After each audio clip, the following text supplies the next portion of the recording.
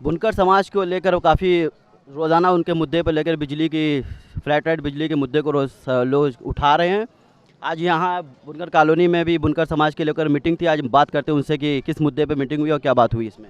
आप जानते हैं आप अपना परिचय दें। मेरा नाम मनीष शर्मा है और मैं कम्युनिस्ट फ्रंट का संयोजक हूँ। यहाँ एक कबीर महोत्सव जन्मोत्सव जो है उसका एक आयोजन समिति है, उसका सदस्य भी हम हैं। तो हम ये कहना चाहते हैं कि ये कबीर का आज 626वीं जयंती है और इस जयंती को सब पहले तो ये बता दूं कि सप्ताह भर के लिए हम लोगों ने आज 4 तारीख से लेकर के 11 तारीख तक पूरे शहर में कबीर जयंती को हम लोग मनाएंगे। आज उसका पहला ये आयोजन यहाँ पे हुआ है। उसी तरह शहर के अलग अलग हिस्सों में, सरैया में, लल्लापुरा में, बजरडीहा में या पीली कोठी में, मदनपुरा में, इन सब जगहों पे हम लोग एक श्रृंखलाबद्ध तरीके से कबीर को याद करते हुए और बुनकरी के सवाल को चिन्हित करते हुए और आज के दौर में जो चुनौतियां हैं उसको कैसे हम लोग लेकर के आगे बढ़ें, बुनकरों के सामने जो सवाल हैं, इन सब चीज़ों पे विस्तार से संवाद का एक अभियान है ये। और चूंकि कबीर जो है कबीर का बुनकरी से गहरा रिश्ता है, कबीर का ताने बाने से गहरा रिश्ता है और आज के दौर में जो चुनौती है बुनकर समाज के सामने और पूरे देश के सामने जो चुनौती है, जो सांप्रदायिकता की चुनौती है, जो जाति के आधार पे विभाजन की जो चुनौती है, धर्म के आधार पे जो विभाजन की चुनौती है, अर्थव्यवस्था का जो बड़ा संकट है, तो इन सब चीज़ों पे या जो खास तरह के जो धर्म के अंदर का जो पाखंड है, किसी भी धर्म के अंदर का जो कट्टरता है, इन सब चीज़ों को पे अगर आज के दौर में जो चुनौती है उसका सामना करना है तो कबीर हमारे सामने हमको रास्ता दिखाते हैं। कबीर हमको साफ साफ इस दौर के सत्ता से कैसे टकराया जाता है, व्यवस्था से कैसे लड़ा जाता है, सही बात को किसी भी दौर में कैसे बोला जाता है, इन सब चीज़ों के लिए कबीर हमारे लिए एक आदर्श हैं। हम कबीर को याद करके ही हम आज की चुनौती को ज़्यादा बेहतर ढंग से लड़ सकते हैं और इसी नाते आज बुनकरी को ख़त्म करने की कोशिश हो रही है। आप जानते हैं चौतरफा उस पर नीतियों के जरिए सत्ता और व्यवस्था हमला बोल रही है। अभी आपने फ्लैट रेट बिजली का सवाल देखा और किस तरह से एक बड़ा धोखा हुआ है, किस तरह से बुनकरी का जो बाजार है उसको कैसे कारपोरेट ने कब्जा कर लिया है, किस तरह से जो है बुनकरी का जो कच्चा जो माल है उसके ऊपर कैसे कारपोरेट ने कब्जा कर लिया है। तो बुनकरी को चौतरफा घेर करके मारने की कोशिश हो रही है और उसको कैसे जो है जो ताना और बाना माने हर धर्म हर जाति के लोग जिसमें उपलब्ध हैं उसको कैसे मुस्लिम प्रश्न बनाने की आज के दौर में कोशिश हो रही है।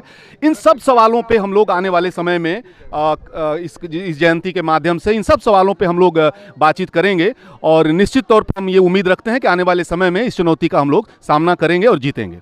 बस यही मुद्दा है कि मुस्लिम बुनकर को मुस्लिम से सिर्फ जोड़ा जा रहा है जबकि इसके अंदर सारे लोग शामिल हैं। आप अपना नाम बता दीजिए, परिचय दे दीजिए। जुबैर आदिल, महासचिव बुनकर उद्योग मंडल। 625 साल पहले कबीर दास जी का जन्म हुआ था और इसी बनारस की सरजमी पे हुआ था और वो जुलाहा थे, बुनकर यानी कपड़ा बनाने वाले थे, एक बुनकर थे पेशे से।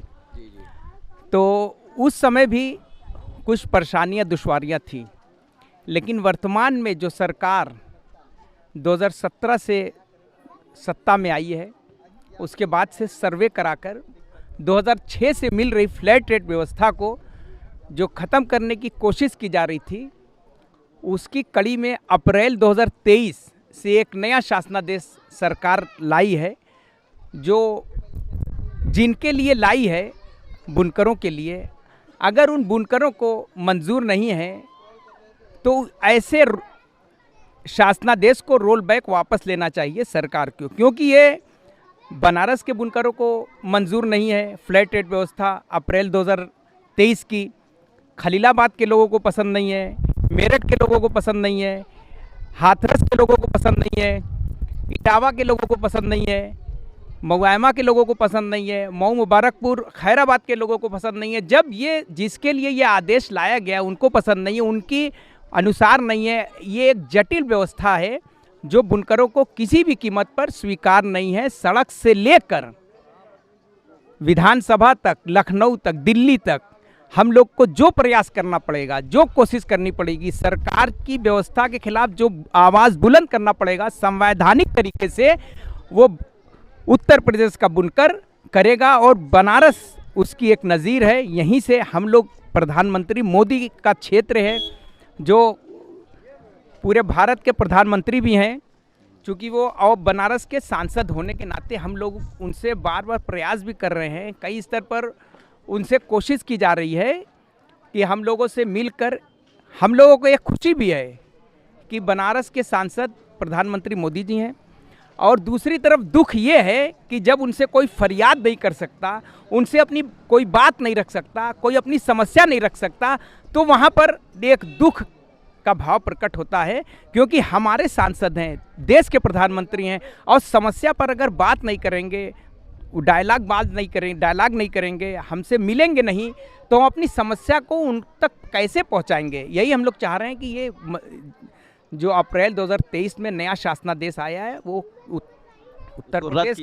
उत्तर प्रदेश के बुनकर को मंजूर नहीं है। और हम चाहते क्या है, सरकार ने वादा किया था कि जब भी हम इस पर आदेश लाएंगे तो पहले प्रदेश के बुनकरों से एक वार्ता करेंगे, एक मीटिंग करेंगे, और ये बुनकरों के साथ छलावा धोखा हो गया। तो यही हम लोग चाह रहे हैं कि ये अप्रैल 2023 का शासनादेश बुनकरों को मंजूर नहीं है, और हम चाह क्या रहे हैं कि हमें सिंपल, सरल और सीधा 2006 की व्यवस्था जैसे था कि एक लूम पर हमको 71 रुपया 50 पैसा देना था, लेकिन हम लोग एक तरफ ये भी बात कह रहे हैं कि योगी जी ने लास्ट में जो हमको 32 महीने का दिया है 2006 की व्यवस्था के तहत, फ्लैट रेट का व्यवस्था 65 रुपया, वो एक खुशी की बात है। लेकिन उसमें एक जटिलता ये है कि अभी तक बिजली विभाग के लोगों ने उसको जो पीपी पार्ट पेमेंट ले रहे थे, उसको अभी तक उसके खाने में जनवरी, फरवरी, मार्च, अप्रैल जो उसका कालम है, उस कालम में उस पैसे को जमा करके जो हमारा पैसा बच रहा है, जो 32 महीने का बुनकरों ने एडवांस पैसा दिया है, वो उसको आगे एक्सटेंड करें, उसको आगे बढ़ाएं और उसको आगे दर्ज करें, ताकि हमारा पैसा हमारे बुनकर पासबुक में सुरक्षित हो जाए। तो हम यही चाह रहे हैं कि ये लड़ाई जितनी भी लंबी हो, हम पूरे प्रदेश के बुनकर, बनारस के बुनकर यही चाह रहे हैं कि इसके लिए एक रूपरेखा तैयार की जा रही है, शासन प्रशासन से बातचीत की जा रही है, सांकेतिक हड़ताल की जाएगी, सड़क पे आया जाएगा, जो भी संवैधानिक तरीका होगा उसको अपनाया जाएगा। और बनारस के बुनकर यही कह रहे हैं कि भाई हम तो स्वनिर्भर हैं, आत्मनिर्भर हैं। सरकार कह रही है कि, उत्तर प्रदेश सरकार कह रही है कि आओ हमारे प्रदेश में और आप इन्वेस्ट करो। अब बुनकर कह रहा है कि भाई हम तो ऑटोमेटिक आत्मनिर्भर हैं, हमें कोई किसी भी योजना परियोजना की आवश्यकता नहीं है। एकमात्र अगर बुनकर कोई भी चाह रहा है तो उसको फ्लैट रेट व्यवस्था सुलभ, सरल, सीधी, आसान, एक बार वो बिजली विभाग के काउंटर पर गया, अपना पैसा जमा किया, आ गया काम करने के लिए, ताकि वो अपने काम को, अपने परिवार को बढ़ाए, अपना काम करे और अपने परिवार का पालन पोषण करे, और अपनी डिज़ाइन को, अपने हुनर को जिस तरीके से पहले भी कर रहा था उस तरीके से करे। समस्या ये है कि आज बुनकर इस काम को छोड़कर पलायन कर रहा है, दूसरी जगह जा रहा है। जी, पलायन का बहुत बड़ा मुद्दा है। प्रदेश, योगी जी भी कहे कि हम आपको अपने प्रदेश में काम देंगे, ये एक तरीके से सफ़ेद झूठ हो गया। जो लोग आत्मनिर्भर हैं, अपने घर, अपने कारखाने में काम कर रहे हैं, दूसरों को रोज़गार दे रहे हैं, उनसे उनके रोज़गार को छीनने की एक तरह से पॉलिसी है। अगर वो अपने घर पर काम करेंगे तो वो प्रदेश से पलायन नहीं करेंगे, अगर पलायन नहीं करेंगे तो उनका काम चलता रहेगा।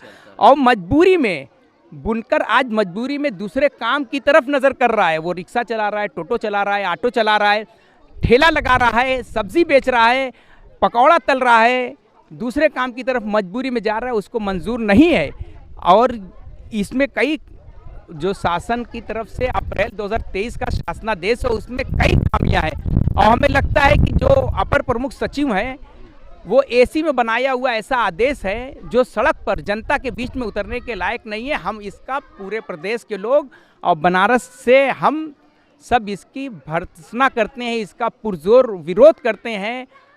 यही बातों से हम यही चाह रहे हैं कि हमारा ये रोल बैक करके 2006 की सुलभ और सरल व्यवस्था फिर से लागू की जाए। और मोदी जो पसमानदा बुनकरों की बात करते हैं, तो आप अपना परिचय दे दीजिए पहले। मेरा नाम श्रेया है, मैं मजदूर संगठनों के साथ। हाँ, आप कहाँ से हैं? मैं दिल्ली और बनारस दोनों ही जगह पे। बुनकर का काम करती है? बुनकर जी नहीं, मगर बुनकरी काम का समर्थन करती हूँ, ये उद्योग आगे बढ़े इस उम्मीद के साथ बुनकरों के बीच में आती हूँ। तो आप बुनकर के लिए सरकार से क्या डिमांड करती हैं? देखिए, सरकार से एक छोटी सी ही डिमांड है कि बुनकर, जैसे सभी कहते हैं, वो एक स्वनिर्भर उद्योग है और किसी भी तरीके से वो कोई छोटा उद्योग नहीं है। वो पूर्वांचल के सबसे ज़्यादा लोग बुनकरी के साथ ही जुड़े हुए हैं, यूपी से, बिहार से, कई जगह से, केवल बनारस से नहीं, आसपास की बड़ी आबादी इस उद्योग के साथ जुड़ी हुई। तो वो किसी भी तरीके से कोई बीमार उद्योग नहीं है, वो कोई छोटी उद्योग नहीं है, मगर इस उद्योग को जो मतलब मिनिमम सपोर्ट चाहिए, आप बस उतना ही दीजिए। आप बड़े बड़े कॉरपोरेट को जिस तरीके की छूट देते हैं, आप मतलब एकड़ दर ज़मीन एकड़ उनको भेंट देते हैं, फ्री देते हैं, आप टैक्स उनका नहीं लेते हैं, माफ़ कर देते हैं, इस तरीके की जो बड़ी बड़ी सपोर्ट आप बड़े उद्योग को स्थापित करने के लिए करते हैं, उतना सपोर्ट बुनकरी चाहता भी नहीं है, क्योंकि उसको ज़रूरत भी नहीं है। उसके बावजूद वो पूर्वांचल का सबसे बड़ा उद्योग है। बड़ा उद्योग माने सबसे ज़्यादा लोग इसमें हैं और अपना भरण पोषण इससे कर पाते हैं। तो इस उद्योग को क्यों छोटा, या इस उद्योग को क्यों इस तरीके से बोला जाता है कि ये तो मरने वाला उद्योग है, इसको क्यों बीमार नज़रअंदाज किया जा रहा है। नज़रअंदाज किया जा रहा है। समाज में एक छवि बनाई जाती है कि इस उद्योग को अगर सरकार थोड़ा बहुत सपोर्ट ना करे तो वो मर जाएगा। ऐसी बात नहीं है। पूर्वांचल के सबसे ज़्यादा लोग अगर किसी उद्योग से जुड़े हुए, वो उद्योग कैसे अपने आप में मर सकता है? ये तो अपने आप में एक आत्मविरोधी बात हुई। तो ये बड़े उद्योग, बड़े कॉरपोरेट प्राइवेट पूंजी को बढ़ाने के लिए जो बुनकरी के ऊपर हमला है, हम उसके खिलाफ हैं और उम्मीद करते हैं कि बुनकरी समाज, किसान समाज आगे बढ़ेगा और उसकी लड़ाई के साथ हम सब हैं। यही वार्ता लेकर आज हम आए हैं। ये थे हमारे बुनकर समाज के सपोर्ट में खड़े हुए लोग, जो बराबर ब्लैक रेड बिजली और बुनकर समाज के मुद्दे को बराबर उठाते जा रहे हैं। हमारे गली ज्ञान यूट्यूब चैनल को शेयर और सब्सक्राइब करें और बेल आइकन ज़रूर दबाएं।